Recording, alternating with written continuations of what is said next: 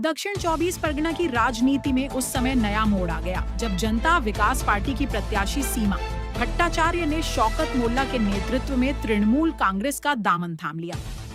Party में शामिल होते हुए सीमा भट्टाचार्य ने शौकत मोल्ला को अपना गुरु बताते हुए सम्मान जताया, जिससे यह घटनाक्रम राजनीतिक हलकों में चर्चा का विषय बन गया है। माना जा रहा है कि इस दल बदल से स्थानीय चुनावी समीकरणों पर असर पड़ सकता है और तृणमूल का संगठन और मजबूत हो सकता है। वहीं इस बीच शौकत मोल्ला के चुनाव आयोग पर दिए गए तीखे और व्यंग्यात्मक बयान ने विवाद को और हवा दे दी है, जिसमें उन्होंने आयोग की भूमिका पर सवाल उठाते हुए टिप्पणी की। उनके इस बयान के बाद विभिन्न राजनीतिक दलों और वर्गों की प्रतिक्रियाएं सामने आ रही हैं, जिससे प्रदेश की राजनीति का माहौल और अधिक गर्मा गया है।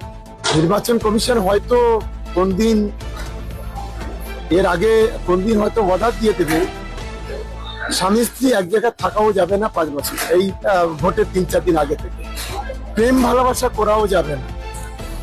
আমি আমাদের ছেলেদের বলবো যারা প্রেম ভালোবাসা করেন 3টে দিন দয়া করে প্রেম করবেন না ভাই। এখন নির্বাচন কমিশন এসে গেছে, এখানে বর্গীয় দল এসেছে হানা দিতে। এটা তো নতুন কিছু নয়, অবাস্তব কথাবার্তা। আমি হাইকোর্টকে ধন্যবাদ জানাবো, হাইকোর্ট নির্বাচন কমিশনকে তার যোগ্য জবাব দিয়েছে।